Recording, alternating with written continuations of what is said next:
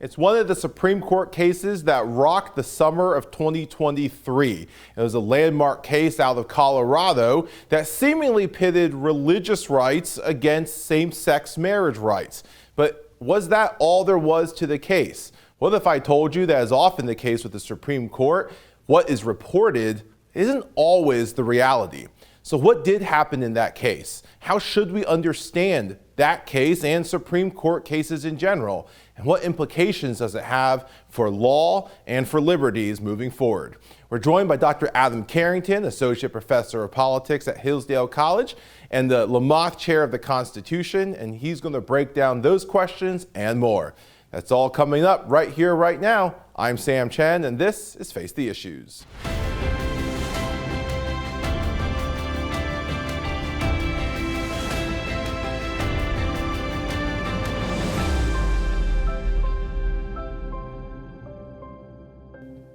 Good evening and welcome to Face the Issues. I'm Sam Chen. Every June, the Supreme Court issues a series of rulings before they take the summer off, and many times these are the blockbuster rulings that many people and news agencies and politicians pay attention to. These are oftentimes cases that deal with what we would consider political issues, and certainly this summer in 2023 was no different. One of those cases coming out of Colorado seemingly deals with questions of religious liberties, questions of same-sex marriage. But is that really all there is to the case? Dr. Adam Carrington is a friend of this program. He teaches politics at Hillsdale College, where he is also the William and Patricia Lamothe Chair in the U.S. Constitution. Adam, welcome again to Face the Issues. As always, it is such a privilege for us to have you on. Oh, the privilege is mutual. Thank you. It is good to have you here, Adam. Let's just jump into this case. This is a case that came out of the 2002-2003 term that wrapped up in June of 2023. And it's a case that, the case is 303 Creative v. Elenis. And it's a case that it seems that the press and the public and politicians especially often get wrong. So let's just start with the facts of the case. What happened in this case and how did we get to where we are with the Supreme Court? Yeah, so there was a woman in Colorado who had a photography company, and she wanted to expand that business to include websites, custom designed websites for photography for weddings, and was reticent to do so because the anti-discrimination laws that existed in the state of Colorado said that one must serve all comers regardless of a whole host of characteristics, and that included sexual orientation. And this woman is a Christian who has traditional beliefs about what marriage is, and didn't want to do weddings that might compromise her beliefs because she saw each of these as a celebration of the particular nuptials that were going to occur. So she ended up suing and saying that this violated her whole host of rights, but included what really became a focus for the court, her First Amendment right to free speech. And that's where there was an interesting, maybe we can get into, intersection of religion and speech within the First Amendment, and resulted in, after losing at some of the lower court levels, victory for her at the Supreme Court level this past summer. Adam, let me just jump in right there with what you just said. This is often cast, if you read the news, this is a case that pits religious liberties and the right to same-sex marriage. But what you're saying is that that's really not the direction the court took at all, but they took this as a First Amendment free speech case. Why such misreporting, honestly? Why is that the case, that we have such a misunderstanding of what this case was about? Well, I'll give a negative and then a more positive, or let's say a less low view from maybe some that were covering this. The lower view probably is, for some that maybe especially that disagreed with the ruling, that pitting religion versus the rights of same-sex couples seems to pit a question of the relations between church and state whether religion should be dominating our lives and whether that makes us a theocracy. I mean, some of those claims were made versus the individual rights that the Constitution, or at least the courts have said the Constitution recognizes. On the other hand, it is true that while this was decided on free speech grounds, it was the freedom of speech to express or not express things in line with your religious beliefs. So it's not that religion had nothing to do with it, but it does matter a lot, and the case law is very different in contemporary terms between how the court views the free exercise clause of the First Amendment that directly protects exercising one's religion versus what they did here, which is protecting freedom of speech, and that includes not just religious language, but a lot of other religious language as well, or a lot of other non-religious language as well. Pardon me. And to your point, the First Amendment free speech clause is a lot less controversial than the religion clauses, and obviously protection of same-sex marriage in this country. Those are kind of more hot button topics. We hate to call these things clickbait, but working in politics, it's clickbait. And to your point, that certainly seems to be the prevailing theory, which is unfortunate because a lot of very well-meaning Americans who really want to find out about the case are getting misinformation about what this case is really about. And so hence we always appreciate you coming and kind of explaining and breaking this down for us. But Adam, I want to ask you, you brought up this idea that it is a free speech case, but religion plays a role in it. Could you go into that a little bit more on how would this be different than, say, a pure religious liberty case or a different kind of free speech case?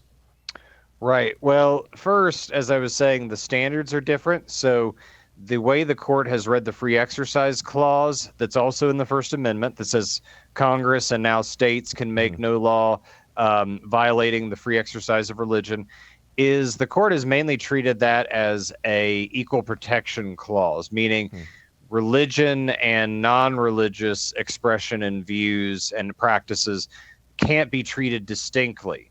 But if you treat all action, regardless of its religion, irreligion, a religion, whatever, the same, then it doesn't violate the free exercise clause. The First Amendment, the protections have been read to be much more stringent in favor of the person speaking. In fact, it is rare nowadays where if you can prove that what you are doing or saying falls under free speech, it is extremely rare that that litigant doesn't win, that the government ever wins a free speech case against an individual. And so that mattered a lot for this because the anti-discrimination laws in Colorado did equally apply to everyone, every business, regardless of religion or irreligion or all those things. But to recast it as a speech case, even when that speech was about religion, brought in a much stricter and tougher standard for the government, in this case Colorado, to overcome, and really made it so that it was more likely that the outcome we saw that did happen, which is the woman winning the case. And I mean, that's such an important clarification that they passed the test of this law is generally applicable. This was not a law that was here to target this woman's faith or to target any particular religion. But on the question of free speech, I mean, even the 10th Circuit, which ruled in favor of the state of Colorado, even the 10th Circuit acknowledged that this does limit the freedom of speech. And to your point, usually when this gets to the Supreme Court, we see that they're going to err on the side of the right to speak freely.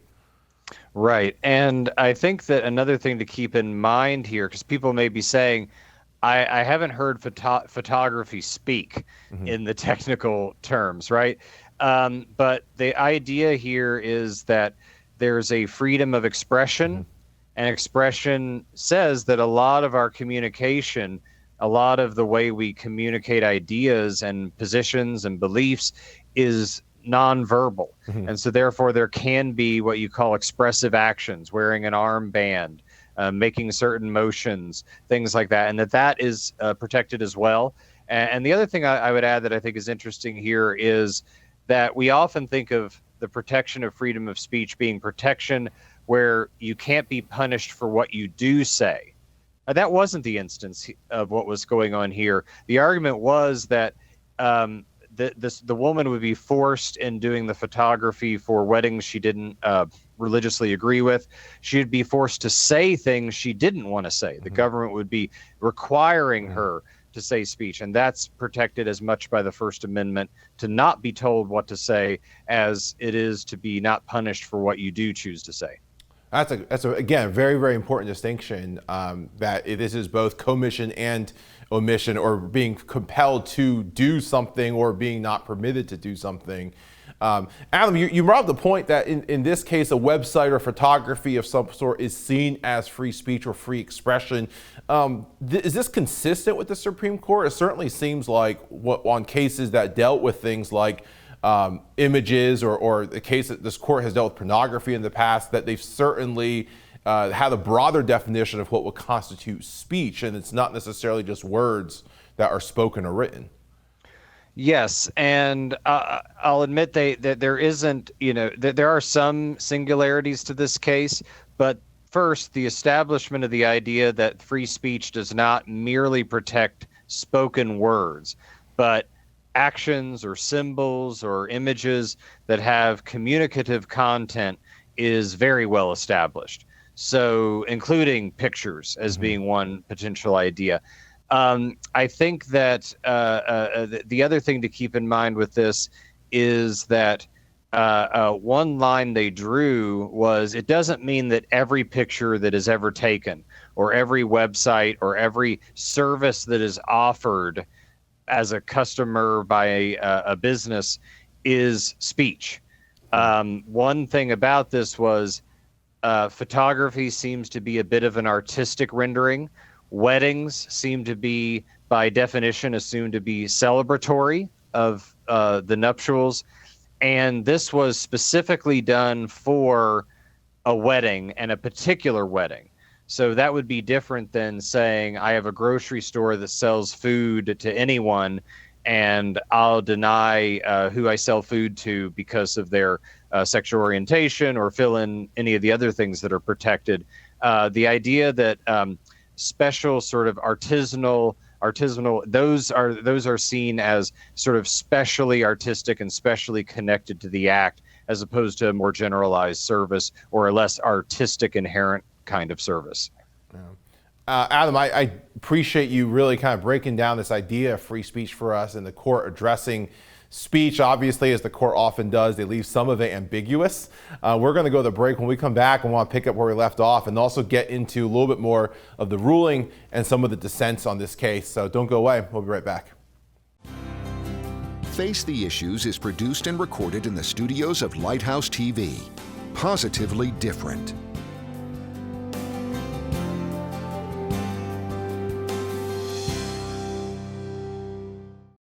Watch Lighthouse TV wherever you go. Available on Roku, Amazon Fire TV, and Apple TV. You can view our in-house studio productions on demand, or watch what's on the station right now with our 24/7 live stream. Search Lighthouse TV online on your streaming device, or go to our website lighthousetv.org for more information. Lighthouse TV. Positively different. Welcome back to Face the Issues. Adam, when we left off, we were talking about the idea that this case, 303 Creative v. Elenis, is not a religious liberties case wholly, nor is it a case about same-sex marriage, but it is actually a free speech case. And that has a lot to do with why the court ruled the way they did. In that first segment, you really kind of got to the majority opinion, or the ruling, and why they decide what they did. There were 3 justices who dissented on this case, and a lot of them argued this idea of equal protection. Could you go into a little bit of their argument in the dissent and what issue they took with the majority's opinion? Yeah, I'd say that 2 things, and one was a little more upfront than the other. One that had come up in a lower court was, even if this is speech, and as you said, the 10th Circuit had admitted that it was expressive conduct and therefore fell under free speech, they had argued, though, that the government had what was called a compelling interest, meaning not just a regular run-of-the-mill reason to do it, not even a really important reason to do it, but a compelling, among the most essential purposes of government reason to require all businesses to treat customers the same and not deny service to anyone, regardless of for whatever reason, including sexual orientation. And I think that was certainly something the court thought, or the dissent, I should say. But the other thing they pushed very hard was, remember, again, this is not pure speech. This is not words being uttered and that are being demanded to be said by the government or banned being said. It is action, taking pictures, putting them together on a website. And one thing the dissent pushed as pretty hard was the idea that this really is action, and that there's an entirely different standard for action than for speech. And so if we can categorize this as action, the government has a much freer hand. And then finally, kind of putting these together, the argument was kind of a moral one, saying if we aren't careful, this is going to be the reinsertion of allowing things that discrimination against people, and therefore the denial of services, maybe even basic services, to people for a whole host of reasons, not just sexual orientation, but maybe race. Could this bring back kind of a privatized segregation? Could it bring up a host of other things that have been worked on in society to change, and that this is leading down kind of a slippery slope in that direction? Adam, let me ask you about, well, I mean, compelling state interest. Certainly, the free speech idea is what is referred to as a preferred right. It would certainly take a compelling state interest to be able to limit free speech, correct? Yes, and that's where it's overcoming a compelling interest, or what's also called strict scrutiny in judicial terminology, is the statement has been that it's strict in theory, fatal in fact, meaning it's all impossible to actually win. That's not quite true. And the 10th Circuit tried to make this an exception to the rule. But yes, free speech gets very preferred status. And so there are very narrow instances where the government can regulate at least the content of the speech, the intent of speech. And therefore, when the Supreme Court permitted this to be a free speech case, you knew that the deck was probably in the favor of the woman suing. The other thing I want to ask about with the dissent, Adam, is you brought up this idea of what they said, will this be a slippery slope, or will this open the door for other groups, minority groups especially, rights that have been won over time through court cases, but also just through this shift of belief in our society? Are we going to now see discrimination based on race, discrimination based on religion? Something the majority also addresses, a little bit of like a double-edged sword. This argument could cut both ways. And the majority seems to address this question in terms of, are there situations where the government could compel a group that you support to do something similar? I think some of the examples, like what if the example I always like to use is, could you compel a Jewish kosher deli to cater a Baptist church's Easter pig roast? Is this I mean, does the dissent have a point here? And is this something that could become a double-edged sword? And you're right, and that's it's good to emphasize that part of this was the majority saying, well, the real problem would be with the dissent's opinion, because people could be forced to do really offensive things that by people with ill will toward them. Maybe make a black or African American cake shop owner bake a cake celebrating the KKK, or something like that. I think whether it's a double-edged sword is going to depend upon how crisply and tightly the Supreme Court defines this.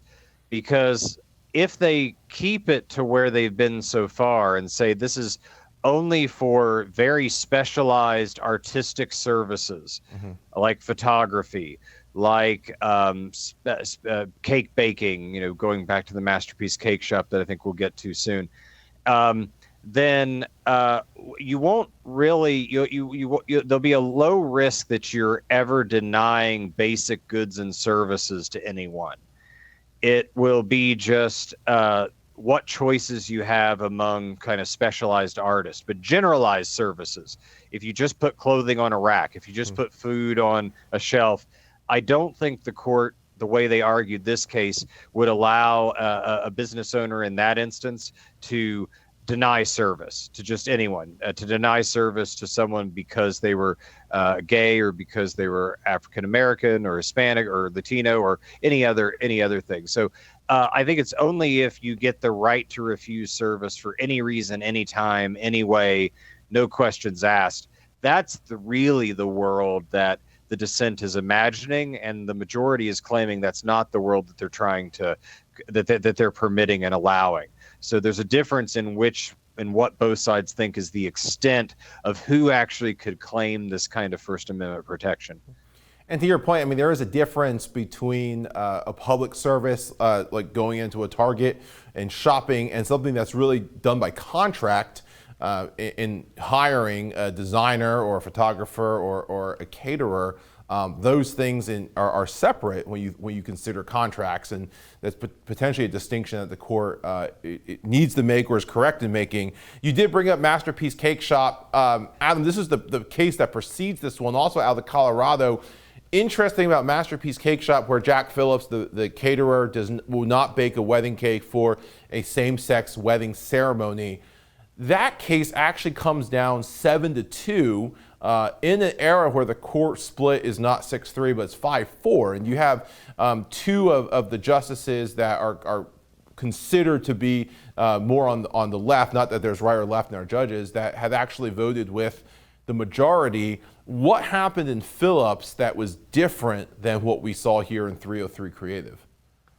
Sorry, what happened in Masterpiece Cake Shop that is different from 303?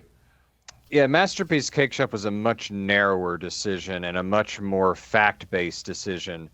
So the way they were able to get 7 votes was there was some pretty clear evidence in the record of bias, of demeaning language made by the Colorado officials toward Jack Phillips, that the court was able 7-2 to say he did not get fair treatment. He did not have an impartial judge or impartial committee looking at this case, and therefore he wins. But what that then meant was they punted on the substantive question of if the process seemed fair, if you didn't have any just outlandishly derogatory language about the litigant or the litigant's faith being made in the proceedings, what would be the result? And that's where I used to, until this year, I used to give Masterpiece Cake Shop in my one of my classes, and I would give the concurring opinions. So the opinions that agreed with the outcome, but then fought over the reasoning. And one, Justice Thomas's, was a free speech argument, and then Justice Kagan and Justice Gorsuch argued over exactly how this could be a free exercise case. And I told the students the real decision is going to be later, see not only what they decide, but what they base the claims on. And it looks like Justice Thomas's opinion in Masterpiece ended up being the winner as far as the direction the court was going to take, when it actually got to a much broader, more substantive dealing with how do we deal with freedom of speech with this newer recognition of the rights of same-sex couples and same-sex attracted persons. Wow. Adam, I appreciate your insights into both of those cases. Don't go away. We'll be right back. Watch Lighthouse TV wherever you go. Available on Roku, Amazon Fire TV, and Apple TV. You can view our in-house studio productions on demand, or watch what's on the station right now with our 24/7 live stream. Search Lighthouse TV online on your streaming device, or go to our website for more information. Visit lighthousetv.org to stay connected. There you can find out what's currently on the air and coming up, how to watch in your area on cable, satellite, broadcast, or streaming devices. Watch past programs or our live stream. Follow us on social media. and learn more about the station, our hosts, and our programming. Lighthouse TV, positively different.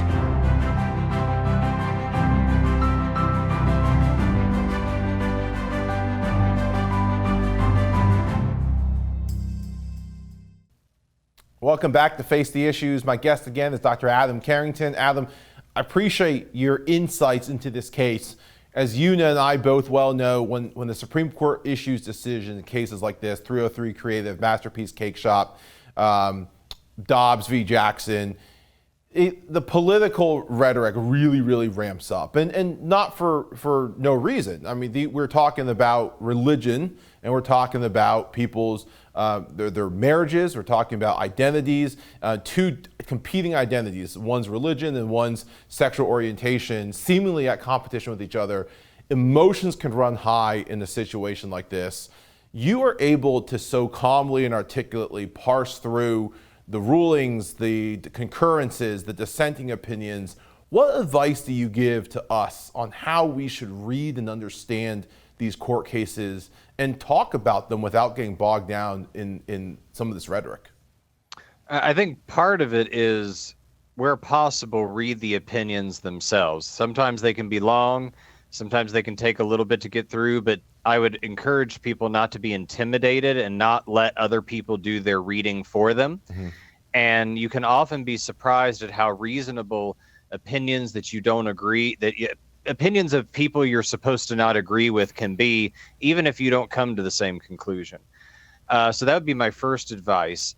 The second is to also realize that law and the courts are not everything, and that they only touch part of our lives, and that therefore can we have a conversation that says, the law has a certain job and has a certain extent, but how we live our lives, there's actually a lot of space to live our lives in certain ways that may allow for disagreement without having to hurt each other or force each other to do things we maybe don't want to, or demeaning each other in the way we do act.